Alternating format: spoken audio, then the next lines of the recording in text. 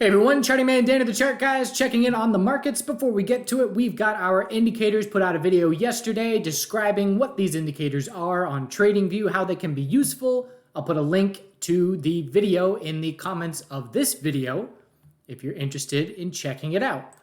So the S&P 500 started daily consolidation today. You're going to hear me talk about rotation a lot because it's very important to gauge whether consolidation is healthy if we are seeing rotation or unhealthy if we're seeing money leaving the market. And we're seeing rotation still take place, and I'm going to keep pointing it out so you can start to identify it yourself and know what the difference is. When money's leaving the market, all of our major sectors are dropping together. You got big bear volume. You've got your 1 to 2% down days on the SPY and the S&P 500. Same thing, NASDAQ. And right now, we're even seeing intersector rotation. What do I mean by that? Well, today we had red in the NASDAQ. We were down 0.34%. Haven't started daily consolidation yet in QQQ, but NVDA was down. You had Netflix down, Microsoft flat, Tesla was down, Apple was down, but look at Amazon. Amazon daily bull flag confirmed. Amazon was weaker yesterday. Amazon started daily consolidation yesterday while Apple kept riding higher. Now Apple is pulling back a bit today and Amazon is stepping up and going higher. That is intersector rotation going on. So you have rotation going on in the broader market where you have the healthcare sector showing strength the last couple of days while semiconductors are pulling back. And you've also got intersector rotation. So there's two different kinds that we're going to be keeping an eye on. So SPY daily consolidation underway. I ended up going flat in my IRA. So essentially post FOMC, when I saw the bears had no follow through, I removed all the hedges in my IRA, so I was long only.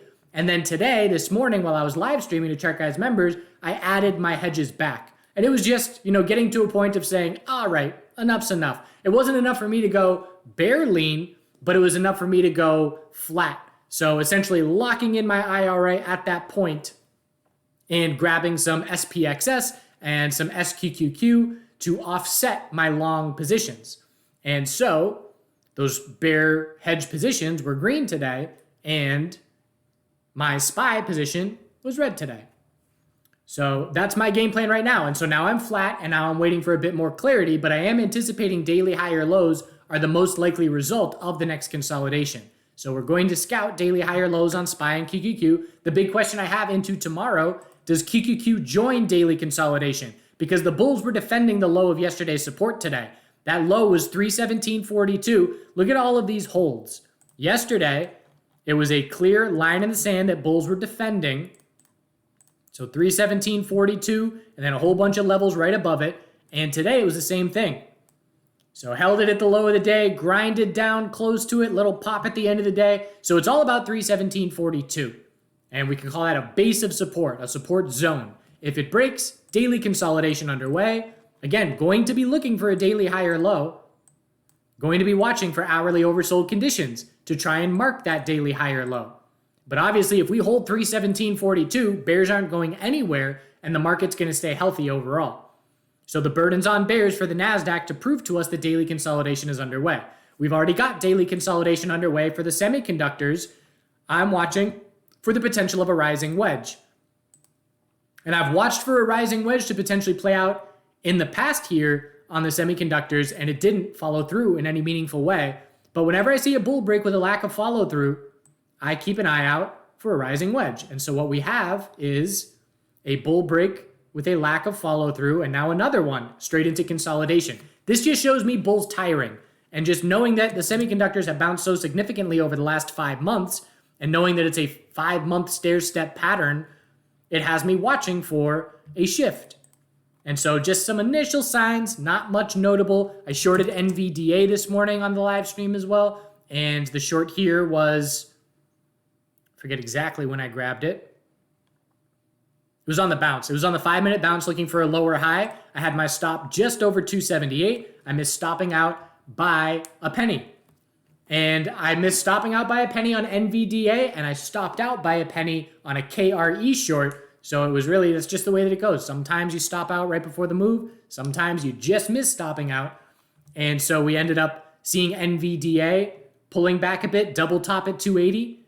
But what interests me on NVDA is wanting to see NVDA divided by QQQ. And we did not hit a higher high here when NVDA did. It's a first little sign of relative weakness. Now we have to break 848 to follow through with it. But I have a short with a break even on NVDA right around 278. I did take a little bit of profit, and we'll see if it plays out at all. Going to give it a chance. We also saw daily consolidation elsewhere. The financial sector broke support from the low of yesterday and started its daily consolidation. As I've been mentioning the last couple of days, one of the most important things for me this week or into next week, knowing it's a shortened holiday week, is can XLF and IWM confirm daily uptrends to continue joining Team Bull after being some of the weaker sectors over the last month.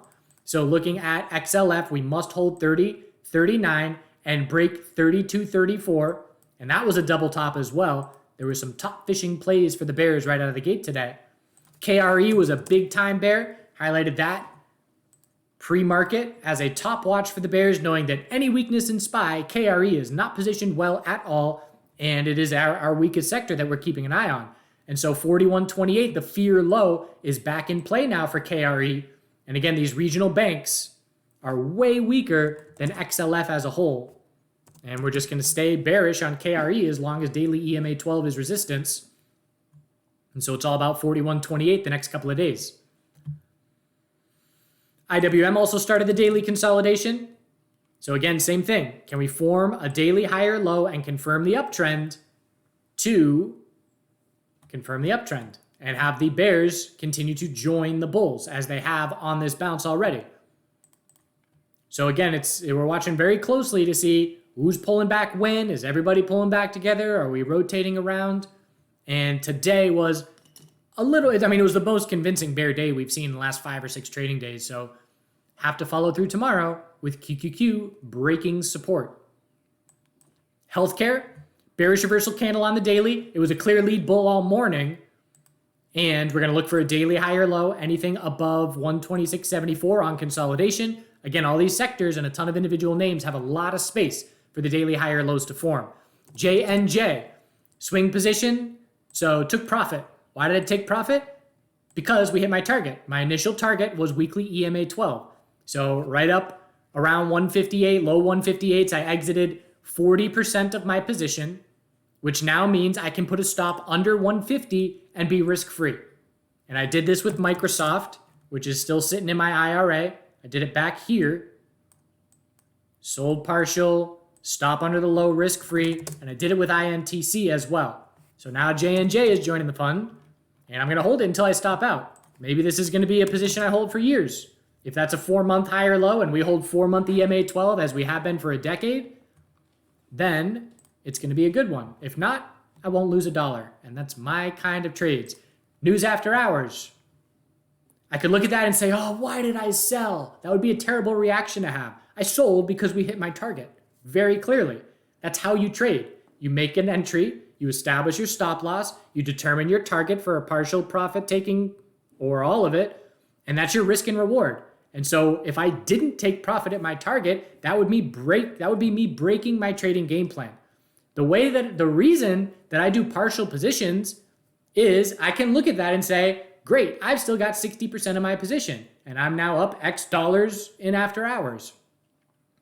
So there's always a bright side to look at it. Someone with a negative mindset and stuck in a negative feedback loop is going to have the exact opposite, and they're going to say, why did I sell 40% of my position? If I just held on, this news would have bumped me up. It's a wrong mindset to be in life.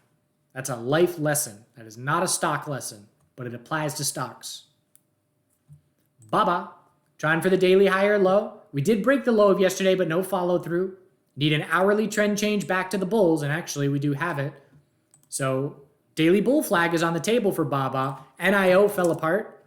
Just a complete collapse. I was looking for a pullback on Friday. I was one day too early.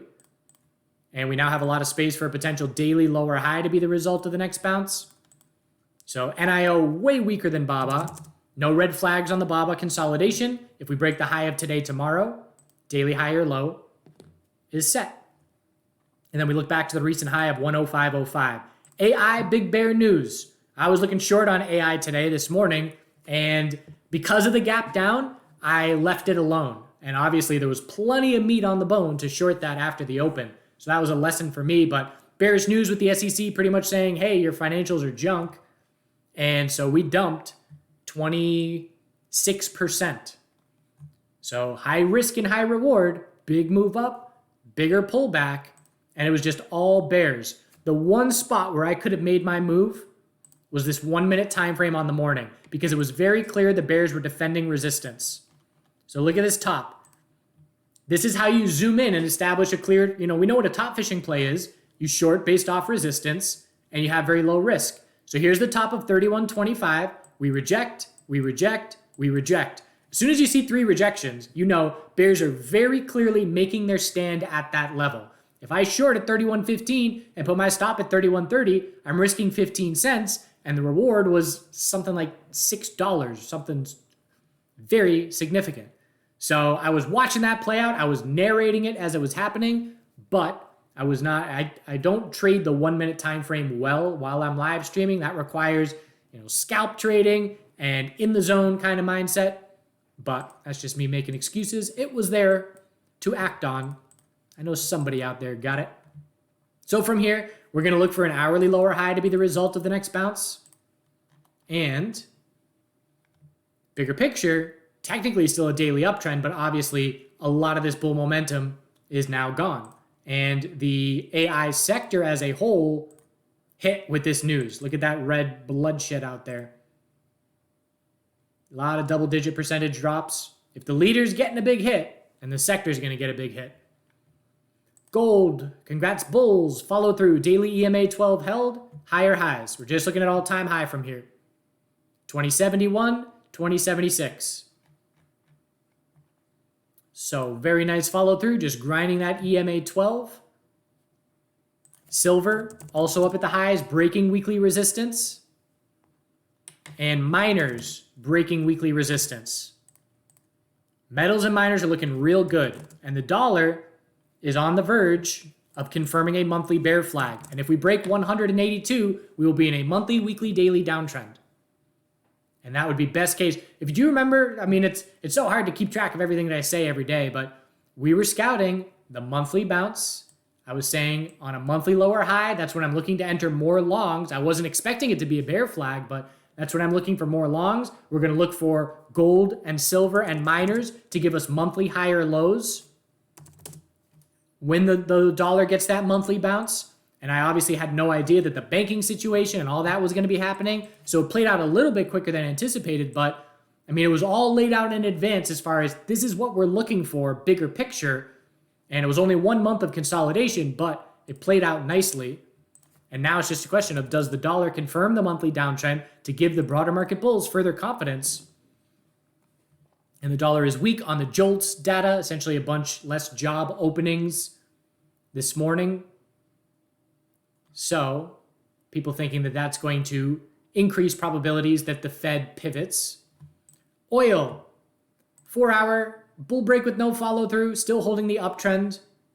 So watching EMA 12 on the 4-hour for oil. Energy sector pulled back much more than oil.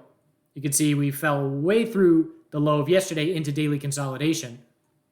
I am starting to get interested in natural gas just because it's leveling out here. I like nice flat tight ranges.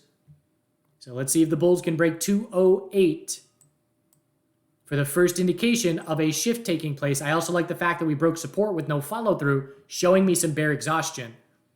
So keeping an eye out for natural gas to try and shift. And one more, CMPS, psychedelic, very high risk, high reward. Daily EMA 12 hold, hourly oversold, marked the daily high or low. Look at this resistance zone. 11.15 and 11.48. Again, high risk, high reward name, low volume. But if we get over these levels, we've essentially been sideways for 6 months. And we're looking for a monthly high or low compared to 654. And then we'll look for a monthly tightening range where anything under 2150 will be a lower high. But we're on the verge of making that shift to set the monthly high or low and watch for a monthly equilibrium. And again, it's low volume, but has my attention. All right. That's all I got for today. All about NASDAQ, QQQ. Do we break 317.42 or not tomorrow? If not, bulls are just fine. If we do, maybe we get a bit more significant pullback. All right. Appreciate you watching. Do good things. Check out the indicator links in the comments. And we'll see you tomorrow.